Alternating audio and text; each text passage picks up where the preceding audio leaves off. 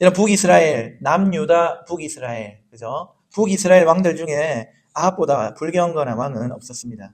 성경은 열왕기상 16장 30절에 그가 그 이전의 모든 사람보다 여호와 보시기에 악을 행했다 이렇게 말합니다.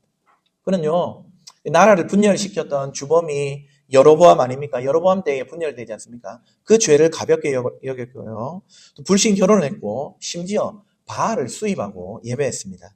여로보암의 죄를 가볍게 여겼다는 말은 여로보암의 죄에서 한 걸음 더 나갔다는 뜻입니다. 여로보암은요 베델과 단에 금송아지를 만들어가지고 이스라엘을 예배하게 했습니다. 여로보암은 이스라엘이 하나님을 떠나게 할 생각은 없었습니다. 그저 자신의 권력이 흐트러지는 것을 막기 위해서 절기가 되면 남유다 예루살렘 땅 성전이 있는 땅으로 내려가야 되지 않습니까? 그리로 못 가게 그냥 너희들 여기서 예배해도 돼. 그런 의미로 산당을 만들었습니다. 많은 아합은 거기서 한 걸음 더 나갔다는 것이죠. 바알을 수입하고 바알을 예배하고 그 안에 있는 아세라상을 만들어서 온 국민들이 이 우상 숭배하도록 만든 왕이 아합이었습니다. 아합 타락의 결정판은 열왕기상 16장에 나오는 여리고 성의 재건입니다. 베델 사람 히엘을 시켜가지고 여리고를 건축했는데 이 터를 다시 닦을 때 아들 아비람을 잃었고요. 성문을 세울 때는 막내 아들 수굽을 잃었습니다. 이것은 이미 여호수아 때에 예언이 되어 있던 거였습니다. 하나님께서 이 성문, 여리고 성을 다시 건축하는 자는 언약의 저주를 받을 것이라고 분명히 얘기했음에도 불구하고 그 말에 불순종하고 화를 얻은 것입니다. 여리고 성이 어떤 성입니까? 칼과 창으로 정복하지 않았습니다. 하나님 말씀에 순종해서 곧 믿음으로 정복한 성이 여리고입니다.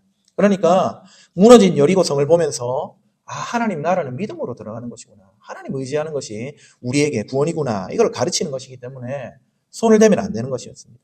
그런데 아합은 하나님의 왕국에서 이 믿음을 제거하려고 했던 겁니다. 아합이 북이스라엘 왕들 중에 가장 악한 왕으로 취급받는 이유입니다. 이런 아합 왕과 또 이스라엘을 향해서 하나님은 선지자 엘리야를 준비하셨죠. 엘리야는 아합을 찾아가서 저주를 선언했습니다. 열왕기상 17장 1절 내 말이 없으면 수년 동안 비도 이슬도 있지 아니하리라. 선지자 엘리야의 선언을 듣고 아합이 어떻게 해야 됩니까? 당연히 회개해야 합니다. 하나님 말씀이 왔으니까 그 앞에 엎드러져 눈물을 흘려야 됐습니다. 하지만 왕은 회개하지 않았고 자기의 길을 계속 갔습니다. 회개하지 않는 왕과 또 그를 따르는 백성들로부터 하나님은 선지자를 감추어 버리셨는데 어디로 감추십니까? 이방 땅, 그 시돈에 있는 사르밧 지역의 과부집에서 3년을 머물게 하셨습니다. 여러분 하나님의 나라, 하나님 왕국에서 선지자가 사라집니다. 하나님 말씀을 전하는 자가 사라집니다. 무슨 뜻입니까? 하나님의 말씀이, 하나님의 계시가, 하나님의 관심이 이 이스라엘 나라에서 삭제됐다는 겁니다. 그리고 오늘 열왕기상 18장 시돈 이 이방 땅에 엘리야가 거한 지 3년 만에 누가복음과 또 신약의 야고보서에 보면 3년 6개월 동안이라고 분명하게 또 기간을 가리키기도 합니다. 어쨌든 오늘 본문에 3년에 다시 하나님께서 엘리야를 사마리아로 보내셨습니다. 드디어 비를 내리겠다고 하십니다. 엘리야는 이스라엘로 돌아왔고 사람을 보내서 아합을 만났습니다. 엘리야는 아합에게 바알 선지자 450명과 아세라 선지자 400명을 갈멜산으로 보내라고 합니다. 바알 선지자들과 엘리야의 만남이 이루어졌고 거기에서 우리가 잘 아는 갈멜산 전투가 이루어집니다. 영적 전쟁이 시작된 것입니다. 이 전쟁을 통해 아합의 바알과 엘리야의 하나님 이 둘 중에 누가 진짜 신인가 누가 하나님인가가 가려질 것 같습니다. 결론은 어떻죠? 여러분들 잘 알고 계시고 또 오늘 설교 제목에도 나와 있듯이 여호와 그분이 참 하나님이라는 사실이 드러납니다. 오늘 이 참 하나님 여호와께서 승리하시는 그 이야기를 함께 살펴봅시다. 그리고 이 이야기를 통해서 몇 가지 교훈을 얻고자 합니다. 그 교훈 가운데 은혜와 결단이 있는 저와 여러분 되시기를 주님의 이름으로 축원합니다. 첫째로 우리는 머뭇거리면 안 된다는 사실을 배우게 됩니다. 3년 전에 엘리야는 아합 왕을 찾아가 언약의 저주를 선언했습니다. 내 말이 없으면 수년 동안 비도 이슬도 없으리라. 엘리야는 이 서슬퍼런 저주를 선언하고는 곧바로 자취를 감추었습니다. 엘리야가 사라지자 이 아합이 엘리야를 잡아 죽이려고 혈안이 됐습니다. 자기의 왕국뿐만 아니라 주변 모든 나라와 민족에게 사람을 보냈고 엘리야가 없다는 사실이 이렇게 확인되면은 그 왕으로 맹세를 시켰습니다. 절대 없다는 거 확실하지 맹세까지 시켰습니다. 그 정도로 집요하게 추적했습니다. 오늘로 치면 엘리야는 이 인터폴 국제 1급 수배범이 된 것입니다. 그동안 엘리야는 이방 땅 시돈에 머물렀습니다. 아이러니하게도 이방 땅에 하나님의 구원이 선포되고 이스라엘 땅 하나님의 나라에는 가뭄이 득세했습니다. 사르밧 과부는 엘리야를 통해서 이방 여인임에도 불구하고 가뭄 중에 양식이 떨어지지 않는 복, 또 죽은 자기 아들이 살아나는 기적을 경험했습니다. 언약의 왕국 이스라엘은 저주 아래 신음하고 있었지만 이방의 한 여인의 가정은 하나님의 말씀이 살아있다는 현장이 되었던 것이죠. 3년 6개월이 흐른 뒤에 하나님께서는 엘리야에게 다시 아합을 만나라고 하셨습니다. 가는 길에 엘리야는 오바댜를 만나는데 그를 통해 하나님의 사람이 남아있구나 위로를 얻었고요. 또 마침내 아합과 대면을 이룹니다. 아합은 참 비루한 왕이었습니다. 아내 이세벨이 선지자들을 학살할 때 오늘 18장 4절에 보시면 나옵니다. 선지자들을 학살할 때는 이 아합 왕 이런 방구도 없었습니다. 하지만 정작 이 가뭄으로 인해서 자기 가축들이 죽어나가니까 그거는 자기 사유재산은 보호하기 위해서 자기 권력을 이용해서 사람들을 보내고 온 전국으로 물을 찾아 헤맵니다. 우상 숭배하고 권력을 사유하고 정말 그는 비루한 막장 임금이었습니다. 그런 아합에게 엘리야가 제안했습니다. 450명의 바알 선지자, 400명의 아세라 선지자, 850명이죠. 갈멜산으로 불러 모으라고 했습니다. 아합은 그 제안대로 그 제안대로 했고 갈멜산에는 이스라엘 백성들과 우상 숭배자들과 또 엘리야가 모여들었습니다. 여기서 선지자 엘리야는 백성들을 향해서 사자후를 토해냅니다. 너희가 어느 때까지 둘 사이에서 머뭇머뭇하려느냐. 21절 말씀입니다. 여호와와 우상 바알 사이에서 눈치나 보고 있지 말고 한 분을 선택하라는 촉구를 했습니다. 그런데 돌아오는 반응은 침묵이었습니다. 백성이 말 한마디도 대답하지 아니하는지라 성경이 기록합니다. 이 무슨 마음일까요? 하나님도 좋은데 바알도 포기하기 어렵다는 이 백성들의 태도. 대답 없는 백성들을 뒤로하고 엘리야는 바알 선지자들에게 제안합니다. 각각 송아지 한 마리를 나무 위에 놓고 불을 붙이지 않은 채 자기 신에게 기도해서 불로 응답하는 신이 참 하나님이다 인정하자는 것입니다. 엘리야의 제언에는 침묵하던 백성들, 그러니까 하나님 섬길지 바알 섬길지 선택하라는 말에는 침묵했는데 이 엘리야가 그러면 대결해서 증거가 나오면은 누가 참신인지 한번 가려보자. 이 말에는 비로소 대답합니다. 그 말이 옳도다. 여러분, 이 이스라엘 백성들의 대답이 얼마나 보잘것없고 얼마나 비겁한지 모릅니다. 백성들은요, 지금 하나님의 살아계심을 몰라서 침묵했던 게 아닙니다. 그들이 하나님은 가짜신이고 하나님은 안 계신 분이다. 그렇게 생각해가지고 바알이 진짜일까? 하나님이 진짜일까? 고민하고 머뭇거렸겠습니까? 그게 아닙니다. 이 사람들은요, 철저하게 계산하고 있었던 겁니다. 하나님의 말씀, 그래, 우리도 들려. 하나님 살아계신 거, 그래, 우리도 알아. 하지만 당장에 비를 내려줄 것 같은 그 바알의 유혹도 포기를 할 수가 없었던 겁니다. 양손에 떡을 쥐고는 어느 떡이 더 큰지 눈치를 보는 기회주의적인 모습. 이게 바로 이 머뭇머뭇거리는 백성들의 실체입니다. 그리고는 그럼 증거가 나오면 선택할래 하니까 그거 좋다. 그러면 우리가 확실하게 살아있는 하나님을 선택하게 되겠지. 살아있는 신을 선택하게 되겠지. 우리 손해볼 일 없겠지. 라고 나갔던 것입니다. 백성들은 마치 눈앞에서 불을 내리는 그 기적을 행하는 신을 선택하겠다고 말합니다. 하지만 그들에게는 하나님을 선택할 증거가 부족했던 게 아닙니다. 이미 베델 사람 히엘이 여리고 재건할 때 아들들이 죽어나가는 거 봤지 않습니까? 하나님 말씀대로 살아있는 하나님 말씀대로 언약대로 되는 걸 목격했지 않습니까? 또 선지자의 말대로 3년 6개월이나 하늘이 닫히고 비가 오지 않는 걸 경험했지 않습니까? 하나님 살아계신 것을 보고도 왜 망설입니까? 백성들은 하나님 살아계신 줄 알았지만 혹시 바알이 우리를 잘 먹고 잘 살게 해줄 수 있는 부분도 있지 않을까? 머뭇머뭇 눈을 떼지 못하고 있는 겁니다. 여러분, 우상 숭배가 이어지고 예배가 파괴되고 직분자, 왕의 꼬라지가 엉망이 된 직분이 타락한 그런 상태에 익숙해져 있던 백성들은요, 영적인 소경이 되고 말았습니다. 선지자는 곧 하나님이시죠. 하나님의 책망 앞에서도 대답하지 못하고 침묵하는 이들의 모습.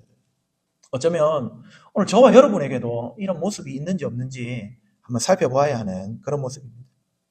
어쩌면 우리도 하나님만 살아계시고 하나님만이 우리 예배를 받는 분인 줄 알면서도 세상과 하나님 사이에서 하나님 좋아하고 하나님 예배하지만 살짝 머뭇머뭇거리고 있을지도 모른다는 겁니다. 주일에 경건하게 예배드리지만 월요일부터는 세상 앞에서 바알 앞에서 머뭇거리는 분, 그런 모습 우리에게 없습니까? 하나님 좋죠. 하나님 살아계시죠. 근데 또 이 땅에 살려면은 성공하고 돈도 있어야 되지 않습니까? 라고 하면서 은근슬쩍 양다리를 걸치는 모습.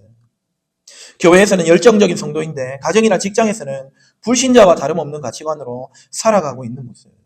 그럼 그것이 어쩌면 갈멜산에서 머뭇머뭇거리고 있는 그 백성의 모습을 우리가 그대로 타포하고 있는 것일지도 모르겠습니다. 사랑하는 여러분, 머뭇거리는 건 합리적인 게 아닙니다. 증거가 나타나면 하나님을 선택하겠다. 그럼 그 이성적인 게 아닙니다. 중립이 아니라 말입니다. 하나님을 향한 거역입니다. 이제는 그만 머뭇거리는 저와 여러분 되기를 주님의 이름으로 축복합니다. 머뭇거리는 우리의 신앙을 벗어던지고 우리 마음속의 바알들 다 내려놓고 오직 우리 하나님 여호와 한 분만이 살아계신 참 하나님이신 줄 알고 그분을 온전히 예배하는 저와 여러분 다 되시기를 주님의 이름으로 축복합니다. 아멘. 둘째로 우리는 하나님이 명하신 대로 하나님을 예배해야 됩니다. 전쟁이 시작됐습니다. 엘리야는 바알 선지자들에게 우선권을 줍니다. 불을 붙이지 않은 송아지 제물이 준비되었습니다. 바알 선지자들은 아침부터 낮까지 바알의 이름을 불렀습니다. 바알이여 우리에게 응답하소서. 부르짖었는데 응답합니까? 아니, 죽은 신이 어떻게 응답합니까? 바알 선지자들은 제단 주위에서 뛰놀 뿐이었습니다. 오늘 본문 26절입니다. 여러분 26절 한번 보실래요? 열왕기상 18장 26절. 그들이 받은 송아지를 가져다가 잡고 아침부터 낮까지 바알의 이름을 불러 이르되 바알이여 우리에게 응답하소서 하나 아무 소리도 없고 아무 응답하는 자도 없으므로 그들이 그 쌓은 제단 주위에서 어떻게 한다? 뛰놀더라. 이렇게 뛰놀고 있습니다. 여러분 뛰놀더라 하니까 이 선지자들이 마치 바알의 선지자들이 춤을 춘 것 같은 그런 느낌이 듭니다. 하지만 여러분 이 뛰놀더라 이 말은요 바알 선지자들이 예배하면서 기뻐서 멋지게 의례를 행하고 활발하게 춤을 춘다는 그런 의미가 아닙니다. 이 말은요 뭔가 부자연스러운 모습을 사실은 의미하는 그런 단어입니다. 페사흐라는 말인데 여기 요나단이 있죠. 다윗의 친구. 그 요나단의 아들 중에 무비보셋이라는 아들이 있었습니다. 그가 도망가다가 말에서 떨어져가지고 다리를 절게 됐거든요. 발목을 절게 됐거든요. 근데 그 절름거리는 모습을 표현할 때 페사흐를 말하는 겁니다. 근데 이 말을 사람에다가 얘기하면 그렇게 좀 부자연스러운 모습인데 사람의 마음에 적용하면은 우리 성경이 뭐라고 번역했냐면은 머뭇머뭇거린다고 번역을 했어요. 그러니까 오늘 21절에 보시면은 이스라엘 백성들이 머뭇머뭇거리는 모습하고 지금 바알의 선지자들이 불을 내려달라고 뛰놀더라 이 말이 사실은 같은 말입니다. 히브리 말로 같은 말로 되어 있습니다. 백성과 바알 선지자 모두가 머뭇거리고 쩔뚝거리고 뭔가 부자연스러운 모습으로 지금 이 전쟁에 임하고 있었던 겁니다. 재밌게도 이 단어는 한 가지 의미가 더 있는데 폴짝 뛰어서 넘어간다는 뜻입니다. 그래서 애굽의 10가지 재앙이 마치고 하나님의 신이 그 마지막 재앙 가운데 이스라엘 백성의 집을 넘어갈 때에 사용한 말이 여기 이 머뭇거린다는 말, 이 뛰논다는 말 같은 단어입니다. 그래서 성경에서 6월절을 설명할 때 이 말을 사용해서 이야기합니다. 종합해 보면은 지금 바알 선지자들은 6월절 흉내를 내고 있는 겁니다. 진짜 예배인 것처럼 하나님이 명하신 예배인 것처럼 흉내를 내고 있는데 뭔가 부자연스럽고 쩔뚝거리고 신비한 뭐를 받은 것처럼 여러분 우리도 유튜브를 통해서 혹은 여러분 성령 집회라는 곳에 가면 어떻습니까? 성령 임했다 임파테이션 다 하면은 사람들이 막 쩔뚝거리고 부들부들 떨고 이상한 행동을 하지 않습니까? 마치 그런 것처럼 행동하고 있는 겁니다. 한마디로 가짜 예배입니다. 거기 있는 모든 사람들, 엘리야를 뺀 모든 이들이 뭔가 6월절처럼 거룩한 예배를 드리는 것 같지만 실상은 하나님과 바알 사이에서 머뭇거리고 절름거리고 있었던 것입니다. 아침부터 점심때까지 그렇게 바알 선지자들은 예배를 드렸지만 바알은 대답이 없었습니다. 당연하죠. 죽은 신이니까. 자판기나 다름없습니다. 엘리야가 조롱합니다. 큰 소리로 부르라. 그는 신인즉 묵상하고 있는지, 혹은 그가 잠깐 나갔는지, 혹은 그가 길을 행하는지, 혹은 그가 잠이 들어서 깨워야 할 것인지. 조롱하고 있죠. 묵상하고 자리를 비우고 길을 걷고 잠이 들고, 이거는 다 사람이 하는 거잖아요. 신이 왜 잠이 듭니까?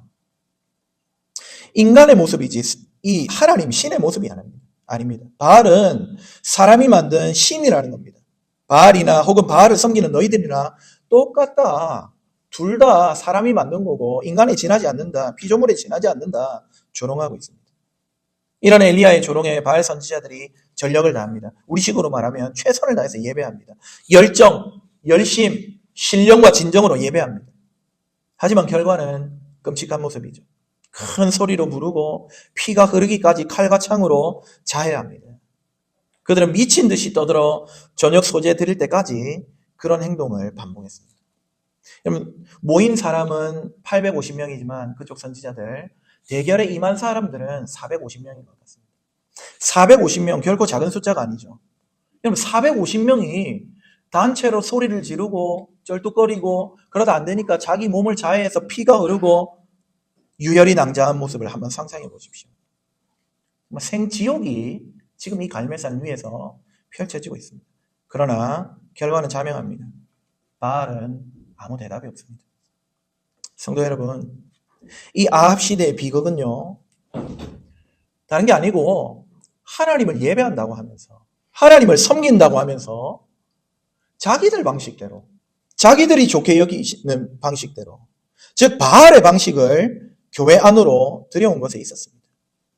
이런 실수는 이미 이스라엘 민족의 조상들이 벌써 한번 행한 적이 있습니다. 시내산에서 했습니다. 그들은 하나님을 버리겠다고 아론을 통해서 금송아지를 만든 게 아니었어요. 아론은 금송아지를 만들어 놓고 출애굽기 32장 4절에 이렇게 말했습니다. 이스라엘아, 이는 너희를 애굽 땅에서 인도하여 올린 너희의 신이로다. 심지어 그 다음 절에는 내일은 여호와의 절기니라. 하나님을 위한 잔치를 열겠다고. 그러니까 금송아지 만들어 놓고는 이게 우리 하나님이야. 이 하나님을 위해 예배해야지. 이 하나님 때문에 기뻐하자. 잔치를 열자 얘기했던 겁니다. 그들은 중심이 굉장히 멋졌습니다. 하나님 예배하려고 했습니다. 하지만 하나님이 금하신 방식으로 예배했기 때문에 다 죽임을 당하고 그 금신상을 녹여서 그 입에 먹게 된 겁니다. 10계명의 제2계명 우리가 배웠죠. 하나님을 어떤 방식으로 예배해야 하는지를 가르쳐준다고 말씀드렸습니다. 우리는 흔히 예배하면은 늘 자기가 주인공입니다. 그래서 나의 정성, 나의 열정이 기준이라고 생각합니다. 내가 바른 가짐으로, 바른 삶으로 하나님 앞에 나아가면 네 예배를 받으시겠지. 간절한 마음으로 예배하면 예배가 응답되겠지. 라고 생각하지만은 하나님은요, 우리가 구안해낸 그런 방식을 기뻐하시지 않습니다. 하나님은 하나님이 원하신 방식대로 예배하는 그 예배를 기뻐하십니다. 이것이 우리 개혁교회가, 개혁주의 신학이 목숨처럼 붙들고 있는 예배의 규정적 원리라는 것입니다. 많은 개혁교회와 장로교회를 제외한 많은 교단들은요, 규범적 원리를 선택합니다. 이게 무슨 말이냐면은 성경이 하지 말라는 거 말고는 좋은 거나 하면 돼. 이게 규범적 원리입니다. 하지만 규정은 뭡니까? 딱 정해진 거예요. 성경에서 예배 때는 해야 된다고 말한 것만 하는 것이 규정적 원리입니다. 우리 예배는 사람에게 좋고 우리가 볼 때 신이 나고 은혜스러운 것, 그게 아니고 성경이 우리에게 명한 것을 드릴 때에 하나님이 받으신다는 말입니다. 우리가 원하는 방식, 우리가 느끼기에 좋고 편한 것들 고집하는 순간 우리 예배는 갈멜산에서의 그 기괴하게 뛰놀던 바알 숭배자들의 모습과 별반 다르지 않게 변질된 것입니다. 제가 우리 교회에 부임해서 제일 먼저 했던 것이 여러분 기억하시는지 모르겠지만 홈페이지를 만드는 게 아니고 바로 예배 순서를 조정하는 것입니다. 그리고 여러 가지 목회적인 결정을 내렸는데 그때마다 제가 가장 두려워하며 살피는 것이 그 기준이 하나님이 말씀해서 명하셨는가? 하나님이 성경을 통해 우리에게 기대하시는 것인가? 이것입니다. 예를 들어서 여러분 성탄절 예배를 한번 생각해 보십시오. 저는 개인적으로는 사실 성탄절 여러분 예수님 12월 25일에 태어나셨습니까? 지금 그렇게 믿는 분들 혹시 계세요? 그럼 제가 분명하게 말씀드립니다. 예수님은 12월 25일에 태어나지 않으셨습니다. 12월 25일이면 동지쯤인데 그때 날씨가 추워요. 근데 어떻게 밤에 양떼를 지키고 목자들이 와가지고 경배를 하고 하겠습니까? 얼어 죽기 때문에 양떼를 데리고 나갈 수가 없습니다. 아예 12월 25일 날짜 자체는 예수님 나신 날이 아닙니다. 그래서 저는 예수님 태어난 날짜인지도 확실하지 않고 또 성경에서 지정한 예배 날입니까? 성경에서 예수님 나신 날을 기억하고 그날에는 꼭 예배해야 된다 이렇게 말씀하셨습니까? 그렇지 않잖아요. 그래서 이 성탄절에 모여서 우리 주님의 오심을 예배하는 것보다는 성경이 우리에게 예배하라고 명하신 날 언제입니까? 안식구 첫날, 주께서 부활하신 날.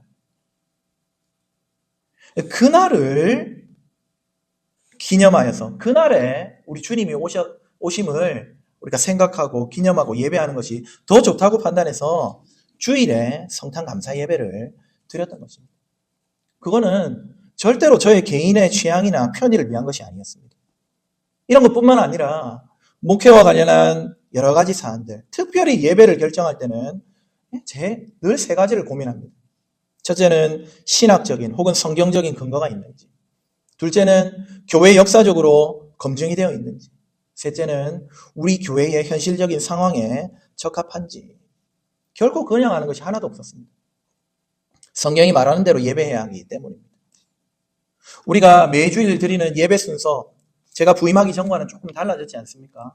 예배 순서도 그렇습니다. 성경이 말하는 예배의 요소들을 역사적으로 교회는 어떻게 구현했지 면밀하게 살폈습니다. 16세기 칼빈의 예전부터 네덜란드 개혁교회, 또 영국 성공회 교회, 그리고 한국 초기 장로교회의 건강한 전통들 수없이 살피고 연구해서 우리 교회의 이 정도 예전이라면은 의미를 잘 살리고 성경에서 벗어나지 않겠다. 물론 여러분 예배 순서가 수십 년간 해오던 방식이 있기 때문에 바꾸면은 불편할 수 있습니다. 왜 굳이 안 하던 걸 하지? 혹은 하던 걸 왜 안 하나 하면서 좀 서운한 마음이 들 수도 있다는 것을 잘 압니다.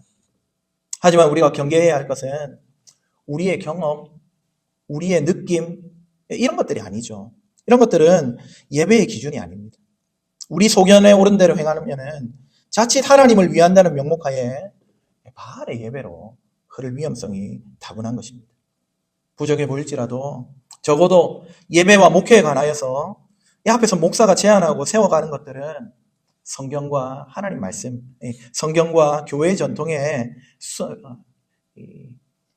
부합한다는 사실을 여러분들이 좀 기억하시고 긍정적인 마음으로 바라봐 주시기를 부탁을 드립니다. 단순하게 그냥 변화가 불편하다는 이유로 불평하기보다 이 교회의 결정이 어떤 성경적인, 신학적인, 역사적인 근거 위에서 제안되었는지를 한번 물어보시고 또 배우려고 하시고 또 이해해 주시기를 부탁을 드립니다. 그것이 우리가 하나님이 명하신 방식으로 돌아가려는 작은 순종의 시작이 될 수 있을 것 같습니다. 우리의 예배가 사람의 만족과 기호와 경험이 아니라 하나님의 말씀과 성령 안에서 드려지는 진정한 예배 되기를 주님의 이름으로 축복합니다. 마지막 세 번째로 예배와 교회는 하나님만이 드러나야 합니다. 실패한 바알 선지자들을 물리친 엘리야는 백성들을 가까이 오게 합니다. 이는 가까이에서 확실히 보고 믿으라는 것이겠죠. 동시에 이 참된 예배, 하나님이 명하신 예배, 하나님이 인지하신 예배에 멀리 구경꾼이 되지 말고 와서 동참하라는 초청입니다. 선지자는 이스라엘 12지파를 상징하는 12개의 돌을 취해서 제단을 만들었습니다. 여기서 우리는 본문 30절에 좀 주목을 할 필요가 있습니다. 30절 한번 읽어보실까요? 18장 30절. 읽어봅시다. 시작. 엘리야가 모든 백성을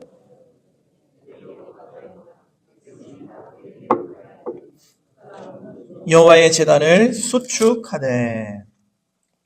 성경은 엘리야가 무너진 여호와의 제단을 수축했다. 여러분, 무너진 여호와의 제단, 이 말은 이미 거기에 옛날부터 제단이 있었다는 걸 알 수가 있죠.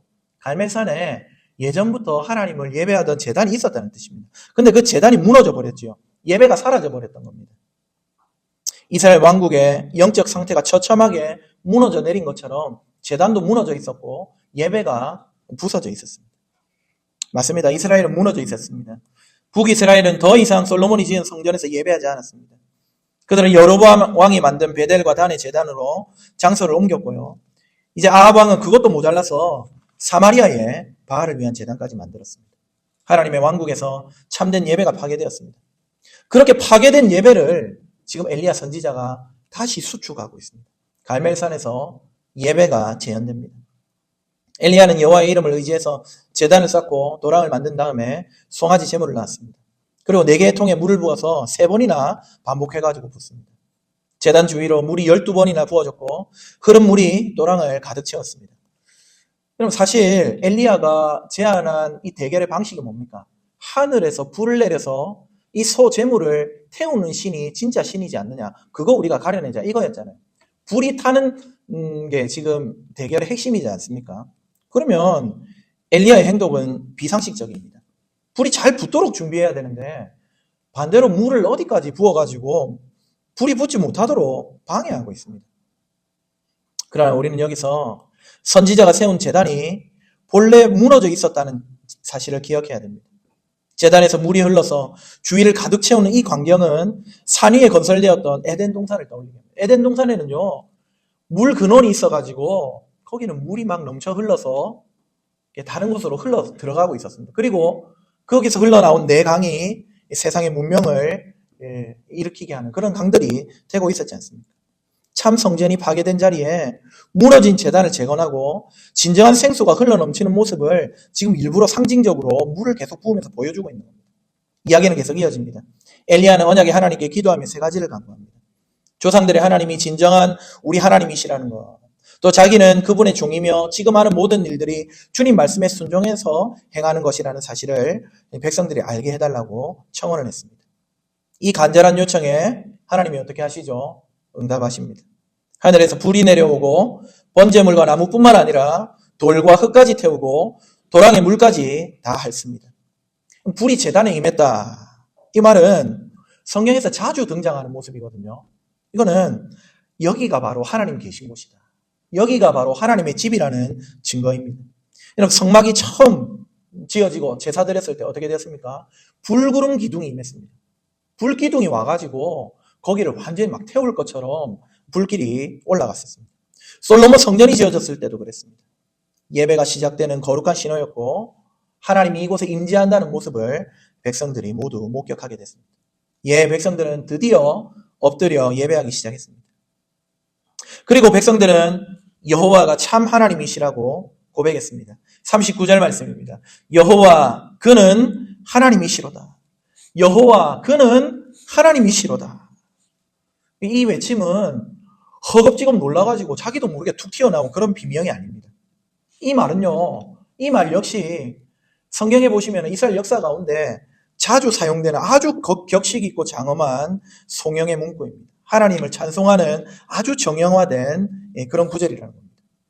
과거 모세가 가나안 땅을 앞둔 백성들에게 하나님의 크신 일을 기억하라고 신명기 4장 39절에서 당부했던 문구이고요.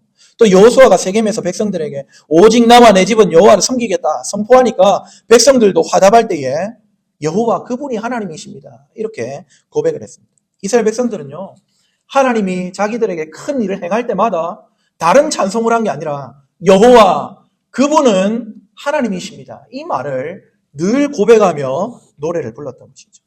근데 여러분, 이 말을 히브리 말로 보면은 참 재미가 있습니다. 히브리 말로 보면 야훼, 후, 하 엘로힘 이렇게 써 있습니다. 야훼라는 말은 여호와는, 후라는 말은 영어의 히입니다. 대명사입니다. 여호와 그는 하 엘로힘, 하 엘로힘 들어보셨죠? 엘로힘은 하나님이시고 신이다 이 말이고, 하는 정관사입니다. 그러니까 진짜 살아계신 하나님은 이 엘로힘밖에 없다, 여호와밖에 없다 이 말입니다.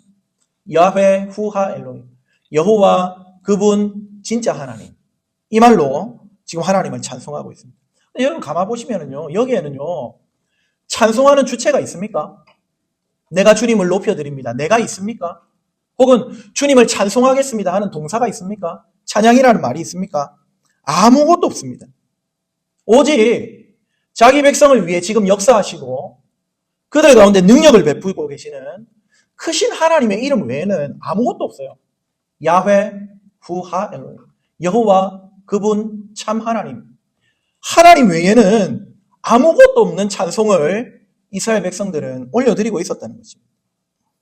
찬양하는 주체인 인간에 대한 관심도 사라지고 그가 무엇을 하는지도 사라지고 오직 하나님의 이름만이, 하나님의 위대함만이 온 성전에 가득 차는 것. 이것이 바로 하나님이 기뻐하시는 진짜 예배라는 것이죠. 사랑하는 사람들 여러분, 우리 교회의 예배도 또 저와 여러분의 삶의 예배도 이와 같이 되기를 주님의 이름으로 축복합니다. 언제부턴가 우리의 예배는 하나님이 행하신 일보다, 하나님이 어떤 분이신가, 그분의 인격보다 예배하는 내가 주체가 되고 사람이 주인공이 되어가는 그런 형편으로 점점 흘러가는 것 같습니다. 과거에 유행했던 구도자 예배 무엇입니까? 구도자, 도를 찾는 사람들, 복음이 필요한 사람들, 한마디로 불신자들이죠. 그 사람들은 교회의 문화가 익숙하지 않으니까 그 사람들에게 하나님, 복음, 십자가, 죽음, 심판 이런 것들 대놓고 말하지 말고 그 사람들이 좀 편하게 받아들일 수 있도록 야들야들하게 혹은 스토리텔링으로 혹은 연극으로 혹은 공연으로 설교를 대신하자 이런 움직임들이 있었습니다. 그 취지는 우리가 인간적으로 다 공감할 수 있죠. 연약한 사람들, 불신자들 배려하자는 것. 그러나 예배의 본질은 세상과 나는 관계도 없고 오직 구속하신 우리 하나님만이 주인공 되시는 것. 그거라는 사실을 기억하시기를 주님의 이름으로 축복합니다. 우리 예배 가운데 혹시 인간 중심적인 모습은 없는지 돌아봐야겠습니다. 예배를 준비하는 분들 이 마음을 품으시기 바랍니다. 주님을 높이는 것보다 더 마음이 쓰이는 것들이 우리 안에 있다면 우리 주님께서 하늘의 불로 소멸하여 달라고 기도하며 예배로 나오시기 바랍니다. 예배뿐만 아니라 교회가 하는 모든 일이 그래야 됩니다. 교회가 하는 모든 일에 세상과 나는 관계도 없고 주님만이 드러나셔야 됩니다. 특별히 우리 직분자 투표를 앞두고 있습니다. 세상에서 투표는 오늘도 우리 구청장 후보가 오셨죠. 현 구청장이신데 제가 얘기했습니다. 우리 앞에 길도 안 닦아주면서 무슨 재선되기를 바라느냐고. 그러니까 당장에 건축과장한테 사진 찍어서 보내라 하더라고요. 만약에 이거 길 닦아주면 저분 찍어야 되는지 모르겠습니다. 그럼 세상의 투표는 인기와 능력을 따라서 되죠. 맞죠? 하지만 하나님 나라에서는 세상과 나는 사라져야 됩니다. 선출된 자는 교만할 것 없고 또 선출되지 못한 자도 부끄러워하거나 실망할 필요가 없습니다. 세상 나라에서는 자기가 드러나야 되기 때문에 자기 능력과 자기 인기로 되는 거기 때문에 안 됐다 그러면 내가 이 사람들에게 인정을 못 받는구나 부끄럽기도 하고 실망감이 생기기도 하고 교회는 그럴 필요가 없다는 겁니다. 우리는 그냥 사라져야 됩니다. 우리가 뭐라고요? 하나님이 자기 일꾼 세우시는 건데 하나님이 때가 되면 자기 일꾼 세우시는 거고 나는 아직 때가 아니구나 생각합니다. 내가 부족해서 그런 것도 아닙니다. 그저 하나님의 뜻이 저 사람에게 있는 것뿐입니다. 아무것도 아닙니다. 실망할 것도 없고 비교할 것도 없고 부끄러울 것도 없고 또 그렇다고 내가 됐네 사람들이 나를 좋아하네 라고 생각할 것도 없습니다. 세상과 나는 사라져야 하는 것이 교회의 일입니다. 주님께서 오로지 주님께서만이 이 교회에 나타나시고 이 교회를 다스리십니다. 왜? 예수님이 이 교회 머리시지 않습니까? 피택 이후에 또 관행적으로 이루어지는 선물이나 헌금도 저는 까딱하면 이거 자기가 드러날 수 있는 일이라고 생각합니다. 그렇지 않습니까? 만약에 그럴 여지가 있다면은 우리 경계해야 됩니다. 그래서 아무리 관행이라 하더라도 저는 이번 나중에 제가 말씀을 드리려고 했는데 기왕기사 얘기가 나왔으니까 혹 피택된 분들은 같이 모여가지고 교회에 할 생각 하지 마세요. 만약에 정말 감사하고 부족한 자를 세우신 하나님께 영광을 돌리겠다면 스스로 개인적으로 헌금하시면 됩니다. 오히려 여러분 이런 귀한 일꾼을 하나님께서 교회에 주셨으니까 교회가 선물해야죠. 교회가 세워진 직분자를 고마워하고 그분께 선물하고 그분이 교회를 잘 섬길 수 있도록 지원해야죠. 만약에라도 이런 전통이 우리 교회에 있었는지 없었는지는 제가 모르겠는데 아예 제가 모르는 상태에서 그냥 여러분에게 말씀을 드립니다. 모여서 할 생각 아예 하지 마십시오. 까딱 잘못하면은 그러면 나중에 그렇게 모여서 50만 원, 100만 원, 큰 교회들은 장로는 3천만 원, 권사는 1,000만 원, 장립집사 2천만 원 있다 그러더라고요. 수만 명씩 되는 그런 교회 얘기들입니다. 그 돈 없으면 장로 못 되는 거잖아요. 그 돈 없으면 집사 못 되는 거잖아요. 그 돈 없으면 직분 못 받는 거잖아요. 매간매지가 아니고 뭡니까? 그러니까 아예 우리 교회에 그런 것들은 사라지게 하시고 오히려 여러분 세워진 그 직분자를 위해서 우리가 기도하고 교회가 적극적으로 지원해야 된다고 아예 생각을 바꿉시다. 하나님의 뜻, 하나님의 뜻이 나타난 것에 대해서만 감사하고 정 개인적으로 정말 교회를 사랑하는 마음으로 하시겠다면 개인적으로 조용히 하시면 됩니다. 개인적으로 헌금하시면 됩니다. 무슨 말씀인지 아시겠죠? 큰 일을 행하신 주님보다 나를 더 드러내는 요소가 있다면은 투표든 예배든 교회 모든 영역에서 우리 주님의 불로 깨끗하게 태워지기를 주 안에서 축복합니다. 사랑하는 여러분, 예수 그리스도 안에서 저와 여러분의 심령은 새롭게 수축이 되었습니다. 무너져 있던 우리의 재단이 주 예수 그리스도의 능력으로 라파, 회복되었습니다. 우리를 라파하신 하나님만이 온전히 드러나고 세상과 나는 간 곳 없이 구속한 주님만이 영광을 받으시는 우리 교회와 우리 교회 예배되기를 주님의 이름으로 축복합니다. 말씀을 맺습니다. 오늘 우리 갈멜산의 승리를 통해 세 가지 보았습니다. 첫 번째, 머뭇거리는 신앙을 버려야 된다. 두 번째, 하나님이 명하신 방식대로 예배해야 된다. 세 번째, 예배와 교회는 오직 하나님만이 드러나야 한다. 우리 교회 예배할 때 또 교회를 섬길 때 나는 사라지고 오직 우리를 위해 큰 일을 행하신 우리 하나님만이 영광을 받으시는, 찬양을 받으시는 저와 여러분 삶 가운데서도 그분만이 나타나시는 복된 우리 모두가 되기를 주님의 이름으로 축원합니다. 아멘.